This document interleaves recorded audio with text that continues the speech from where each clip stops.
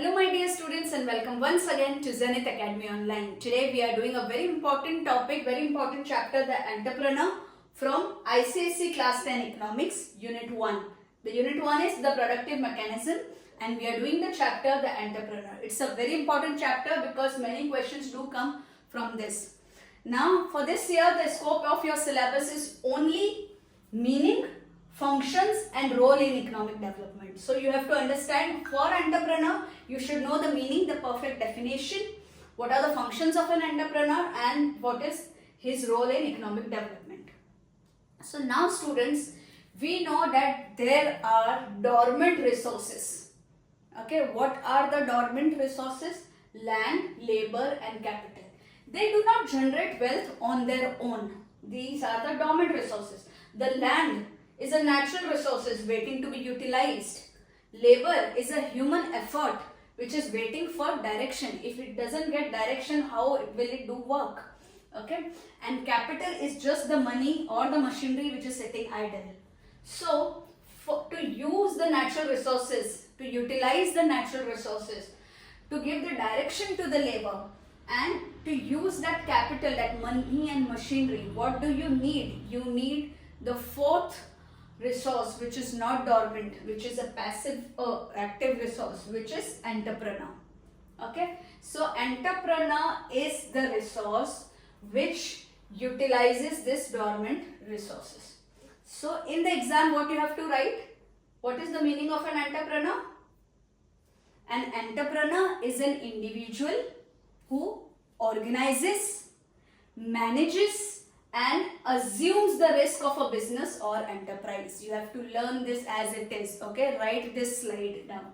An entrepreneur is an individual who organizes, manages and assumes the risk of a business or enterprise. अगर कोई business या enterprise है तो उसको organize करने का, उसको manage करने का और वो सभी risk जो लेता है वो होता है एक entrepreneur. तो entrepreneur के क्या key attributes होते हैं? What are the characteristics of an entrepreneur? First is he is the organizer. He coordinates resources like raw materials, human resource and finances. इन सबको coordinate करता है. So he is the organizer.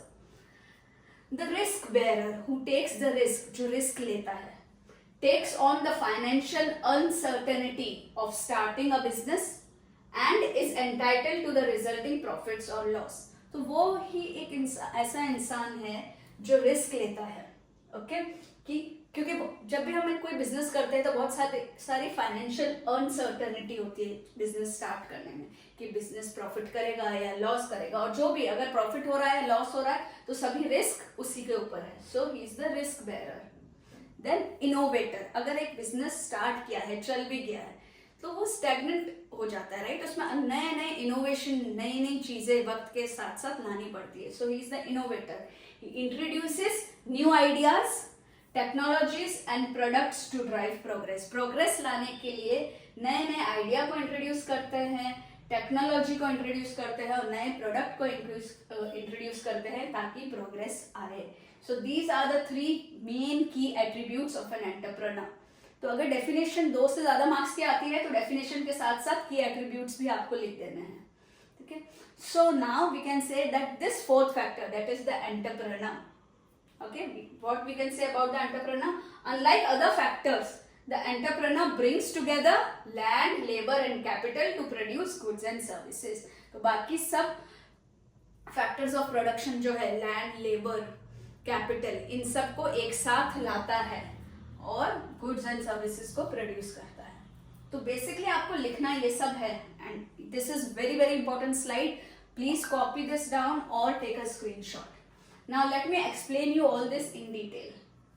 Okay, so entrepreneur is a catalyst. Chemistry में आपने पढ़ा होगा, छोटी classes में भी आपने पढ़ा होगा. What is a catalyst? That increases the rate of reaction. है ना, किसी चीज को स्पीड करता है. तो वो ये एक ऐसा कैटलिस्ट है जो एक्टिवेट करता है एक पूरे इकोनॉमिक सिस्टम को. सो आप यहाँ देख सकते हैं, एंटरप्रेन्योर लैंड, लेबर और कैपिटल को एक्टिवेट करता है. So an entrepreneur is an individual who organizes, manages and assumes the risk of a business or enterprise. They are the driving force that bring together land, labor and capital to produce goods and services. ये definition explain हो गई. अब ये देखो इसके attribute. अब जब भी अगर एट्रीब्यूट लिखने को आए तो एक छोटा सा ऐसा रफ डायग्राम बना दोगे, फ्लो चार्ट बना दोगे, एग्जामिनर इंप्रेस हो जाएगा, ठीक है। तो entrepreneur is, you can say, the focal point. Okay, so he is the intersection of organization, risk and innovation. So as an organizer you can say he coordinates scattered resources. जो raw materials है, जो resources है, वो सब जगह अलग अलग जगह scattered है, ठीक है। तो वो coordinate करता है सभी resources को। कौन कौन से resources को? raw material, human capital और finance, इन तीनों चीजों को कोऑर्डिनेट करता है। Ensuring smooth efficient business operation, ताकि स्मूथ और एफिशिएंट बिजनेस ऑपरेशंस हो सके। Then he is the risk bearer, assumes the ultimate financial uncertainties of starting and running the business, absorbing the potential losses in pursuit of profit. तो वो assume, देखो risk bearer है, वो risk ले रहा है, ओके। तो ये अल्टीमेट जो फाइनेंशियल अनसर्टेनिटी होती है एक बिजनेस को स्टार्ट करने के लिए और एक बिजनेस को रन करने के लिए, ठीक है, उसमें वो लॉस भी, अगर शुरुआत में लॉस भी होता है तो वो लॉस भी लेता है। एब्जॉर्बिंग पोटेंशियल लॉसेस, जो पता है उसको कि यहाँ जगह पैसा जाएगा तभी जाके मुझे इनकम मिलेगी, तभी जाके मुझे प्रॉफिट मिलेगा। तो he absorbs the potential losses in pursuit of profit, कि फ्यूचर में मुझे इस चीज से प्रॉफिट मिलेगा। तो प्रॉफिट के परस्यूट में वो लॉस भी एब्सॉर्ब करता है। Is the risk bearer. The innovator introduces new ideas, technologies, products और मार्केट्स। देखो हर बार नए आइडिया की भी जरूरत होती है, अलग जैसे जैसे टाइम बढ़ रहा है अलग अलग टेक्नोलॉजी आ रही है, अलग अलग प्रोडक्ट्स आ रहे हैं, तो he will have to keep on doing this. Market की डिमांड एंड सप्लाई भी चेंज होती रहती है ना, मार्केट की डिमांड्स भी चेंज होती है। कभी उनको ये चीज फैशन में है तो वो चीज प्रोड्यूस करनी पड़ेगी, तो मार्केट भी चेंज होता रहता है, ठीक है। So he introduces new ideas, technologies, products और markets, driving economic progress rather than repeating the status quo. तो ये प्रोग्रेस यूं नहीं कि जो एक बार जम गया बिजनेस, ये ऐसा स्टेप फॉलो करके हम ये प्रोडक्ट बना रहे हैं, तो उसी को फॉलो ही नहीं करता है। प्रोग्रेस लाने के लिए he keeps on innovating things, right. So these three are very important. अब बात आती है functions of entrepreneur. This is also very important thing. पहले मैं आपको एग्जाम में क्या लिखना है वो बता देती हूँ, उसके बाद में डिटेल में आपको बताऊंगी। तो पहला फंक्शन है इनिशिएशन ऑफ बिजनेस एंटरप्राइज। कोई भी बिजनेस एंटरप्राइज को इनिशिएट कौन करता है, शुरू कौन करता है? एक entrepreneur. The primary function is conceptualising a business idea. अगर कोई आइडिया आया है तो उसको कंसेप्चुलाइज करने का, एक कंसेप्ट है उसके दिमाग में, उसको उसके बारे में सब कुछ लिख के उसका पूरा कंसेप्चुलाइज करने का। एंड टेकिंग द इनिशिएटिव, और वो पहला कदम उठाना, इनिशिएटिव लेना to establish a new venture, ठीक है। So first function of the entrepreneur is initiation of business enterprise. Now organising production, ठीक है। सेकेंड, पहले इनिशिएट कर लिया, अब और प्रोडक्शन को ऑर्गेनाइज करना है। efficiently combining and managing the factors of production to achieve maximum output। तो ये efficiently combine करता है और manage करता है। किसको combine और manage करता है? सभी factors of production like land, labor, capital, इन सब को efficiently combine और manage करता है ताकि maximum output, maximum production मिल पाए। तो organizing production। Third is decision making, taking critical decisions regarding. सब क्रिटिकल डिसीजन भी एंटरप्रेन्योर को लेने पड़ते हैं। कौन कौन किस रिगार्ड्स में डिसीजन लेने पड़ते हैं? Location of the business, selection of the employees and production methods and marketing strategies. कहाँ पे आपका बिजनेस होना चाहिए, कहाँ पे आपकी फैक्ट्री स्टैब्लिश होनी चाहिए ताकि आपको मैक्सिमम आउटपुट मिल पाए। वो सस्ता भी होना चाहिए, मार्केट के नजदीक होना चाहिए, रॉ मटेरियल्स वहां पे लेके जाने में दिक्कत नहीं होनी चाहिए, वहां से प्रोडक्ट्स मार्केट में ले जाने के लिए दिक्कत नहीं होनी चाहिए, वहां आपको जो जो चीजें चाहिए वो इजीली अवेलेबल हो। तो location of the business is very important decision. Then selection of proper employees, ऐसे एम्प्लॉइज जो ग्रोथ में हेल्प कर सके, उसका सिलेक्शन इनके डिसीजन इनके हाथ में होता है। देन क्या प्रोडक्शन मेथड यूज करना है, which production method has to be used, okay, so that the output is maximum efficient and cost effective. फिर मार्केट स्ट्रेटेजीज के बारे में भी इन्हें ही डिसीजन लेने पड़ते हैं। So there are total 7 functions of an entrepreneur. We have done initiation of business enterprise, organising production, decision making. Then risk bearing हमने पहले ही बात कर ली थी. So risk bearing comes under characteristics and functions as well. So willingness, एक उसके अंदर एक जज्बा होना चाहिए, विलिंगनेस होनी चाहिए to accept financial and psychological risk. सिर्फ फाइनेंशियल रिस्क ही नहीं होता है, साइकोलॉजिकल रिस्क भी बहुत बिजनेस में होता है. आपने देखा होगा आपके पेरेंट्स अगर बिजनेस में है या आसपास कोई रिलेटिव बिजनेस में है, तो it's not always a very happy thing. Okay, they are always under constant stress. So ये भी एक साइकोलॉजिकल रिस्क भी होता है, ये चलेगा नहीं चलेगा. ठीक है, सो रिस्क बेयरिंग होता है, उसको विलिंगनेस होनी चाहिए, willingness to accept financial and psychological risk. This is a fundamental function because business outcomes are uncertain. ये एक फंडामेंटल फंक्शन है क्योंकि बिजनेस आउटकम कैसा होगा, क्या हमेशा प्रॉफिट ही होगा या लॉस होगा. ठीक है, वो हमेशा अनसर्टेन होता है, इसीलिए ये एक बहुत ही फंडामेंटल फंक्शन है risk bearing. Then innovation. Innovation हमने कैरेक्टरिस्टिक में भी पढ़ा था कि he is a innovator, functions में भी इनोवेशन आता है. ठीक है, so introducing new products, production methods और tapping into new markets to increase profitability. ठीक है, नए प्रोडक्ट इंट्रोड्यूस करना, प्रोडक्ट बनाने के अलग अलग मेथड इंट्रोड्यूस करना और हर बार नए नए मार्केट को टैप करना, कोशिश करना कि यार ये भी मेरा मार्केट हो सकता है ना, ताकि मेरी प्रॉफिटेबिलिटी इंक्रीज हो सके. Then managing and coordinating, planning, directing and supervising daily operations to ensure efficiency. हर दिन के जो ऑपरेशंस होते हैं उसको प्लान, डायरेक्ट और सुपरवाइज करना ताकि एफिशिएंट वर्किंग हो. Last is mobilising the capital. Okay, raising required funds through personal savings, loans और अट्रैक्टिंग इन्वेस्टर्स. तो पैसा, एंटरप्रेन्योर ही तो पैसा लगाएगा, पैसा कौन लगाएगा, तो वो कैसे रेज करता है capital, either by taking loans या फिर अपने पर्सनल सेविंग्स यूज करेगा या फिर इन्वेस्टर्स को अट्रैक्ट करेगा. तो किसी भी तरीके से he has to raise the funds to run the company. So these were the functions of the entrepreneur. I'll just repeat the initiation of business enterprise, organizing production, decision making, risk bearing, innovation, and managing and coordinating and mobilizing capital. ये 7 है, आपको कोई मिनोनिक बना दो किसी भी तरीके से, 7 के 7 आपको याद करने हैं, वेरी इंपॉर्टेंट. अब इसको मैं आपको डिटेल में थोड़ा और समझाती हूँ. तो एक एंटरप्रेन्योर को अच्छे से समझने के लिए let's differentiate between an entrepreneur and a manager, है ना.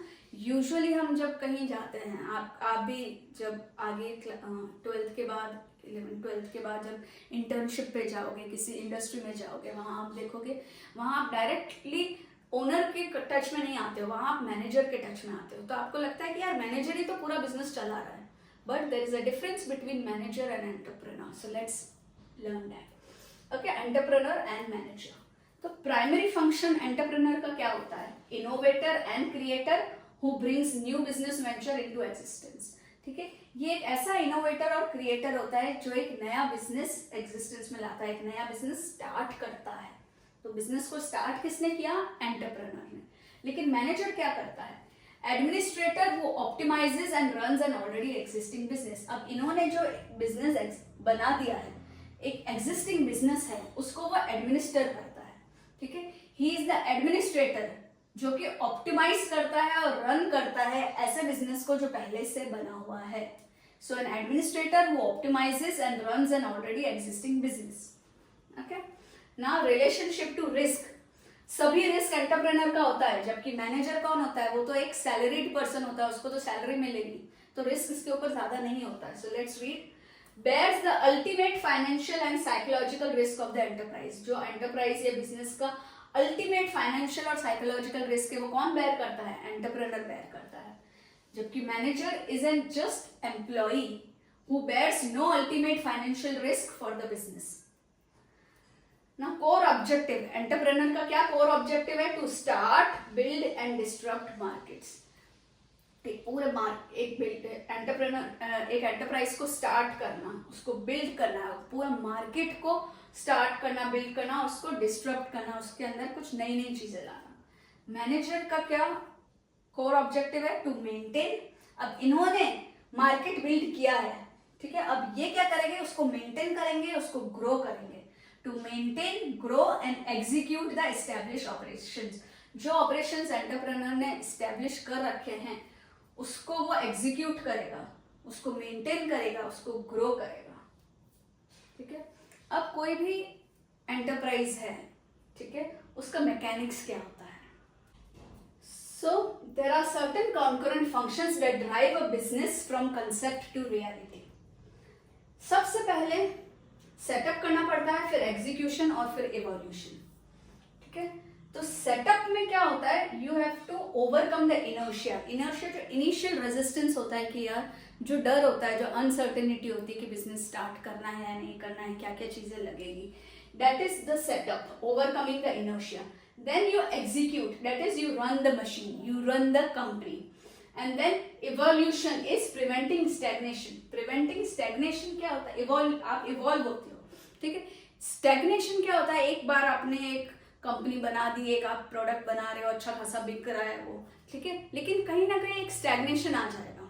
ठीक है, उसकी डिमांड में भी एक स्टैग्नेशन आ जाएगा, वो ठहराव आ जाएगा। तो हमें वहां नहीं लाना है, हमें क्या करना है, इवॉल्व होना है। ठीक है, हम वहां पे स्टैग्नेट नहीं होते। तो इवॉल्विंग के लिए हमें नई नई टेक्नोलॉजीज, नए नए इनोवेशंस चाहिए, राइट। तो सबसे पहले होता है overcoming the inertia by setup, then running the machine, execution, and then preventing stagnation, that is the evolution. This is the mechanism of enterprise. अब इसमें क्या होता है आगे जाके, आप यहाँ देखिए, ये एक एंटरप्रेनर है और ये एक एंटरप्राइज है, मतलब एक कंपनी है। ठीक है, तो उसको एक we have to overcome the friction of uncertainty. ये जो पीक है ना, ये अनसर्टेनिटी। अगर अनसर्टेनिटी अपने दिमाग से चली गई है ना, कि हाँ चलो ये होगा नहीं होगा, ठीक है, एक जो डाउट होता है वो पार कर लिया, उसके बाद प्रोग्रेस ही प्रोग्रेस है। तो सबसे पहले एंटरप्रेन्योर क्या करता है, mobilising capital, he raises the required financial resources through personal savings, bank loans और एक्सटर्नल इन्वेस्टर्स। अपनी खुद की सेविंग्स से, बैंक लोन से और बाहर के इन्वेस्टर्स से वो रिक्वायर्ड फाइनेंशियल रिसोर्स को रेज करता है। ठीक है, फिर इनिशिएट करता है, इनिशिएशन में क्या होता है, generating the initial business idea and planning the structural setup of the unit. Initial idea generate करता है, पूरी प्लानिंग करता है कि स्ट्रक्चरल सेटअप कैसा होगा, इंडस्ट्री का मेरी बिल्डिंग कैसी होगी, मशीन कौन कौन से होंगे। ठीक है, so generating the initial business idea and planning the structural setup of the unit, and then धीरे धीरे एंटरप्रेन्योर उसको इससे धक्का मार रहा है, देख रहे हो, ये अनसर्टेनिटी एंड रिस्क है। Then comes risk bearing, pushing through the psychological and financial uncertainty without any guarantee of a return. ठीक है, नहीं पता होता है एक एंटरप्रेन्योर को कि प्रॉफिट होगा या नहीं, मेरा बिजनेस चलेगा या नहीं, लेकिन उसको उससे पुश करना होता है, वो साइकोलॉजिकल और फाइनेंशियल अनसर्टेनिटी से पुश करना होता है without any guarantee of a return. और एक बार यहां से अगर पुश कर लिया, फिर सिर्फ इकोनॉमिक ग्रोथ और प्रॉफिट होता है। अब डेली मैकेनिक्स क्या होता है एग्जीक्यूशन में, कि डेली जब काम चल रहा होता है किसी इंडस्ट्री में या किसी भी एंटरप्राइज में या सर्विस सेक्टर में, तो क्या क्या होता है आप देख सकते हैं। यहाँ पे रॉ मटेरियल, लेबर और कैपिटल आ रहा है। जो एंटरप्रेन्योर है वो ऑर्गेनाइज कर रहा है, डिसीजन ले रहा है, मैनेज कर रहा है, और फिर फिनिश गुड्स एंड सर्विसेज बन रहे हैं। So daily mechanics of execution में आता है organising production, the efficiently combining land, labor and capital to maximize output and minimize the waste. Then decision making, making critical choices regarding business location, product lines, pricing and employee selection. And then management, planning, directing, controlling and supervising the active workforce to ensure smooth coordinated operations.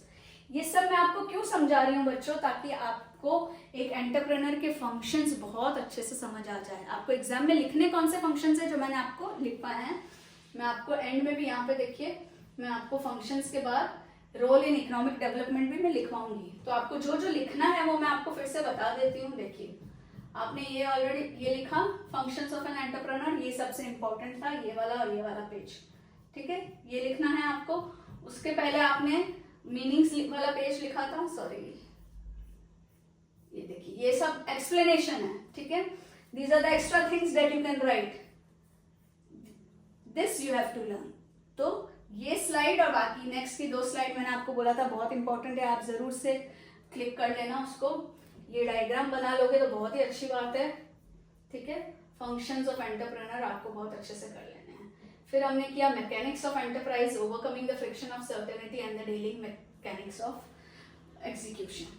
अब हम बात करते हैं the engine of continuous evolution. मैंने आपको कहा था कि इनोवेटर है, ठीक है, इनोवेशन बहुत जरूरी है, ठीक है। So the constant production of new products, improve production methods और disruptive technologies to the market.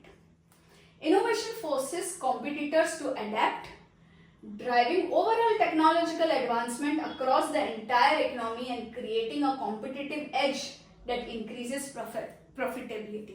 अब बच्चों आप देखिए कि कोई भी एक कंपनी है तो उसी के टक्कर में बहुत सारी कंपनी होंगी, राइट। दूसरी कंपनीज भी होंगी जो उसी तरीके का प्रोडक्ट बनाती होगी या उसी तरीके की सर्विस प्रोवाइड कर रही होती।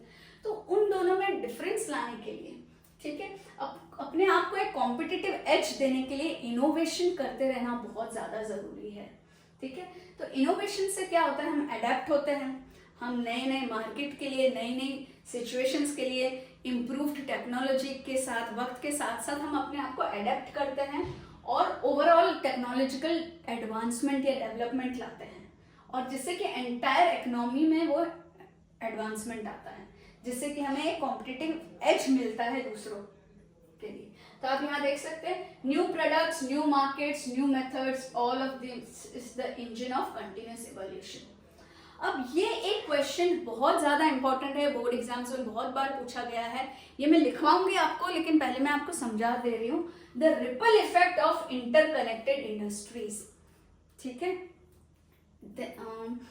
कोई भी एक इंडस्ट्री है, वहां पे बहुत सारी दूसरी इंडस्ट्रीज उसके साथ इंटरकनेक्टेड है, तो उसी का रिपल इफेक्ट पढ़ना बहुत बहुत जरूरी है। आप यहाँ देख सकते हैं बीच में एक फ्लोर मिल है, अरे सॉरी, ठीक है, you can see a flour mill. हम इस फ्लोर मिल की बात कर रहे हैं, ठीक है। एक एंटरप्रेनर है जो एक आटा चक्की चला रहा है ना, flour mill.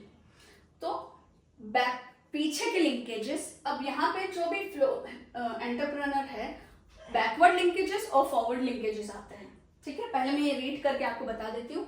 A single successful venture creates business opportunities across a wide range of related sectors through forward and backward linkages, ठीक है। एक कोई भी सक्सेसफुल वेंचर है वो बिजनेस अपॉर्चुनिटीज क्रिएट करता है across a wide range of related sectors through forward and backward linkages. तो अगर एक आटा चक्की है, ठीक है, तो उसके बैकवर्ड पीछे के लिंकेजेस कौन कौन से हो सकते हैं? वीट फार्म, वीट के फार्म्स से वो वीट लेगा, रॉ मटेरियल लेगा, तो जहां से भी रॉ मटेरियल्स या टूल्स और मशीनरीज ले रहा है वो बैकवर्ड लिंकेजेस होंगे, ठीक है। तो अगर ये फ्लोर मिल फ्लरिश करती है तो वीट फार्म्स भी फ्लरिश करेंगे क्योंकि वहां से हम ले रहे हैं वीट। फिर इक्विपमेंट सप्लायर्स, जो अलग अलग इसमें मशीनरी इक्विपमेंट लग रही है, उसके सप्लायर्स भी बैकवर्ड लिंकेजेस में है। तो wheat farms and equipment suppliers comes in the backward linkages. Forward linkages में क्या हो सकता है? बिस्किट फैक्ट्रीज, ये जो आटा बन रहा है उससे बिस्किट, वो आटा वो बिस्किट फैक्ट्रीज को सप्लाई कर रहा है, तो अगर ये अच्छा थ्राइव करेगा, अच्छे रेट्स में देगा, इसे अच्छे रेट में मिला है तो अच्छे रेट में देगा, तो बिस्किट फैक्ट्री भी फ्लरिश करेगी क्योंकि उसको अच्छे रेट में फ्लोर मिल से अच्छी क्वालिटी का फ्लोर मिल रहा है। और सुपरमार्केट्स में डायरेक्टली फ्लोर जा सकता है। So the biscuit factories and the supermarkets come under forward linkages. Did you get the ripple effect? तो रिपल इफेक्ट क्या है कि अगर कोई एक सक्सेसफुल वेंचर है वो बिजनेस अपॉर्चुनिटीज क्रिएट करता है across a wide range of related sectors, बहुत बड़ी रेंज रिलेटेड सेक्टर्स की जो है उसको भी अपॉर्चुनिटीज प्रोवाइड करता है। तो अगर रिपल इफेक्ट क्या होता है, अगर आपने पानी में एक स्टोन डाला तो आप रिपल्स देख सकते हैं, एक जगह रिपल बना, एक वेव बनी, तो उसी के इफेक्ट से दूसरी, तीसरी, चौथी वेव बनती जाती है। तो एक को सक्सेस मिली तो आगे आगे आगे आगे सक्सेस मिलती जाती है। This is called ripple effect. Okay, very important for board exams. Then it helps in expanding the domestic function. Okay, ये domestic foundation हमारी जो इकोनॉमी है, इंडिया की जो इकोनॉमी है, वो एक डोमेस्टिक फाउंडेशन को कैसे एक्सपांड करता है entrepreneur. Okay, so contribution to GDP, this is the first point, है ना। जीडीपी ग्रॉस डोमेस्टिक प्रोडक्ट एक कंट्री का इंक्रीज होता है अगर किसी एक इंडस्ट्री का इंक्रीज होगा। तो producing new goods and services directly increases the nation's total economic output and monetary value। अगर आप बहुत अच्छे न्यू गुड्स और सर्विसेज बना रहे हो, ज़्यादा से ज़्यादा प्रोडक्ट बना रहे हो, तो ये क्या होता है, gross domestic production of the whole country increases overall, ठीक है, इकोनॉमिक नेशन का टोटल इकोनॉमिक आउटपुट और मॉनेटरी वैल्यू इंक्रीज होता है। Then job creation, employment generation, अगर आपकी इंडस्ट्री अच्छी कर रही है, अच्छा थ्राइव कर रही है, तो you are generating a lot of employment in different sectors.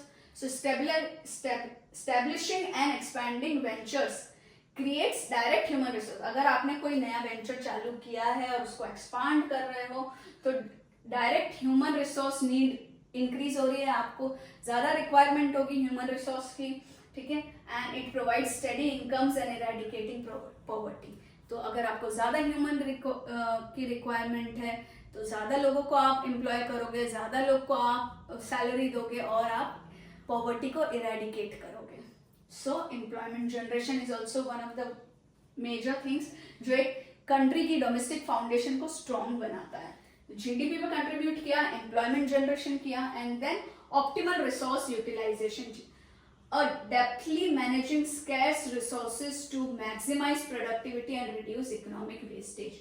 तो अगर एक बहुत अच्छी इंडस्ट्री है जो स्कैर्स रिसोर्सेज को भी, ऐसे रिसोर्सेज जो बहुत कम है, उसको भी बहुत अच्छे से मैनेज कर रही है, ठीक है, प्रोडक्टिविटी को मैक्सिमाइज कर रही है और इकोनॉमिक वेस्टेज को रिड्यूस कर रही है, तो भी वो डोमेस्टिक फाउंडेशन में हेल्पफुल है।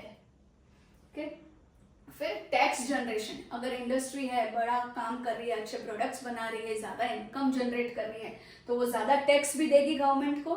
So generating direct and corporate taxes, फिर जो एम्प्लॉइज है वो भी इनकम टैक्स देंगे, तो डायरेक्ट और कॉर्पोरेट टैक्सेस जनरेट होंगे। These revenues fund the government, और इस रेवेन्यू से गवर्नमेंट को फंडिंग मिलती है, allowing for the improvement of public infrastructure and standard of living. तो गवर्नमेंट को ज्यादा फंड मिलेगा, ज्यादा टैक्स मिलेगा, तो हमारा इंफ्रास्ट्रक्चर कंट्री का अच्छा होगा, ठीक है, और हमारा स्टैंडर्ड ऑफ लिविंग भी अच्छा होगा। फिर फॉरेन एक्सचेंज अर्निंग भी इंक्रीज होती है, ठीक है, targeting global markets with exported goods, ऐसे आप गुड्स बना रहे हो जिससे आप एक्सपोर्ट कर रहे हो, ठीक है, ग्लोबल मार्केट को टारगेट कर रहे हो, तो this inflow of foreign currency, तो फॉरेन करेंसी अपने पास आएगी अगर आप अपना कोई प्रोडक्ट बना के उसको एक्सपोर्ट कर रहे हो, फॉरेन में बेच रहे हो, तो वहां से फॉरेन करेंसी आई। So this inflow of foreign currency strengthens the national economy and improves the balance of payments. Okay, so if you want to write this in detail, मैं लिखने का आपको बाद में पॉइंट्स दूंगी, but this is what you should understand. Okay, now one more very important concept, macro economic development. जैसे macro economic development मतलब development on a big scale, relies on, किस पे रिलाई करता है, किस पे डिपेंड करता है, माइक्रो इकोनॉमिक करेज, किसी एक एंटरप्रेनर की, माइक्रो स्मॉल, एक माइक्रो इकोनॉमिक की, एक एंटरप्रेनर की करेज पे, उसके जिगर पे, है ना, उसके रिस्क टेकिंग कैपेबिलिटी पे डिपेंड करता है मैक्रो इकोनॉमिक डेवलपमेंट, है ना। The organiser ensures optimal resource utilisation and employment by efficiently coordinating factors of production to maximize productivity and create jobs, forming the foundation of a strong domestic economy। तो जो organiser है, जो entrepreneur है, उसने क्या किया, ऑप्टिमल रिसोर्स को, जो रिसोर्सेस थे, लैंड, लेबर, कैपिटल, उसको अच्छे से ऑप्टिमल यूज किया, एफिशिएंटली उसको कोऑर्डिनेट किया, प्रोडक्टिविटी इंक्रीज की और जॉब्स क्रिएट किए, जिसकी वजह से डोमेस्टिक इकोनॉमी बहुत स्ट्रांग बनी। रिस्क लिया उसने, ठीक है, the risk bearer drives GDP output and tax generation by undertaking uncertainty to establish ventures that boost economic output and generate government revenue for public services. तो बच्चों यही सभी चीजें ना आपको क्वेश्चन में घुमा के पूछी जाएगी, इसलिए मैंने अलग अलग टॉपिक के अंदर फिर से ये चीज पढ़ाई है कि कैसे मैक्रो इकोनॉमिक डेवलपमेंट रिलाय करता है माइक्रो इकोनॉमिक करेज पे। एक इंसान की करेज से ही ये सब चीज हुआ, ठीक है। रिस्क बेरर ने फिर क्या किया, उसने जीडीपी आउटपुट इंक्रीज किया, टैक्स जनरेशन इंक्रीज किया, ठीक है, इकोनॉमिक डेवलपमेंट। फिर इनोवेटर जो था, he secures foreign exchange and technological advancement by developing novel solution, नए नए सोल्यूशंस लाके, प्रोडक्ट्स लाके, नए नए, दैट ओपन ग्लोबल मार्केट, जिससे ग्लोबल मार्केट ओपन हो गया। Increase exports and propel technological progress, okay, जिससे एक्सपोर्ट भी हुए और टेक्नोलॉजिकल प्रोग्रेस भी प्रोपेल हुई। तो इसी सब चीज़ों से एंटरप्रेन्योर की ऑर्गेनाइजिंग कैपेबिलिटी से, उसके risk taking, risk bearing capacity से, उसके इनोवेशन की कैपेसिटी से ये सब चीज़ें हुई. ठीक है. So this is what you have to learn now. Role in the economic development. क्या रोल है? पहला रोल हमने ऑलरेडी ये सब पढ़ लिया है, सिर्फ मैंने इसको जॉट डाउन किया है ताकि आप अच्छे से लिख सको. Contribution to GDP. By producing new goods and services, entrepreneurs directly increase a nation's total economic output, that is gross domestic product, GDP. है ना. नए गुड्स और सर्विसेज बना के एंटरप्रेन्योर्स क्या करते हैं? डायरेक्टली इंक्रीज करते हैं अपने नेशन के total economic output. Then employment generation. New ventures require human resources, creating jobs and reducing the unemployment rate. Eradication of poverty. By providing steady incomes, entrepreneurial activity improves the standard of living and reduces poverty. चौथा role. ठीक है, functions अलग थे, हमने कर लिया. ये है रोल. रोल किस में? रोल इकोनॉमिक डेवलपमेंट में रोल. ठीक है, मैंने आगे बहुत अच्छी स्लाइड से आपको पूरा रोल समझाया है. This is how you will have to write. Optimal resource utilisation. Ensuring that scarce resources like land, labor, capital are used effectively to maximize productivity and reduce the waste.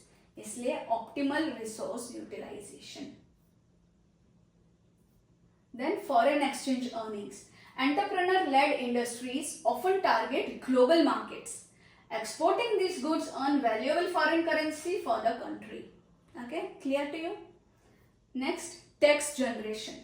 Entrepreneurs pay direct and corporate taxes, which provide the government with revenue to build infrastructure and public services. तो tax entrepreneurs direct और corporate tax पे करते हैं, जिसकी वजह से government को revenue मिलता है और गवर्नमेंट अच्छा अपने लिए पब्लिक इंफ्रास्ट्रक्चर बिल्ड करती है और अच्छी पब्लिक सर्विस प्रोवाइड करती है. Then technological advancement. They act as agents of change, जो हमारे लाइफ में चेंज लाते हैं. जैसे Mahatma Gandhi was an agent of change. Okay, he brought about a lot of change. In the same way, these entrepreneurs act as agents of change by introducing new technologies and more efficient processes. Then backward and forward linkages, already मैंने आपको समझाया है. A successful business creates demand for other industries. दूसरी industries की demand भी create करते हैं वो. Example, a biscuit factory needs flour mills, creating a ripple effect. वो पूरा ripple effect मैंने आपको समझाया था, वो आप डिटेल में यहाँ लिख सकते हो. ठीक है. So quick review and practice. I want you all to write the answers in the chat box as you are seeing this. Who is an entrepreneur? Okay, इसका आंसर आप 2 मार्क के लिए भी आपको लिखना आना चाहिए. यही क्वेश्चन अगर 3 मार्क के लिए पूछा है, उसका आंसर भी लिखना आना चाहिए. और यही क्वेश्चन अगर 4 मार्क्स के लिए पूछा है तो भी आपको इसके बारे में लिखना आना चाहिए. यही मेन रीजन था मेरे को ये प्रेजेंटेशन बनाने का. ठीक है. Then state any 2 functions of an entrepreneur. Entrepreneur के बहुत सारे फंक्शंस मैंने आपको बताए. ठीक है, वो आपको कोई भी 2 लिखने हैं ऐसे क्वेश्चंस में. How do they help in economic development? Last वाली slides. Right, so these are the type of questions that are asked directly. फिर ripple effect वगैरह पे questions पूछ सकते हैं. So I hope you liked the class today, and if you have not yet subscribed, do subscribe to Zenith Academy online right now. Tap on the bell icon so that you receive the notifications of all the new videos that I upload, and please share it with all your friends. In the coming sessions, I'll be coming up with important questions and answers as well. So keep the learning always on Zenith Academy Online.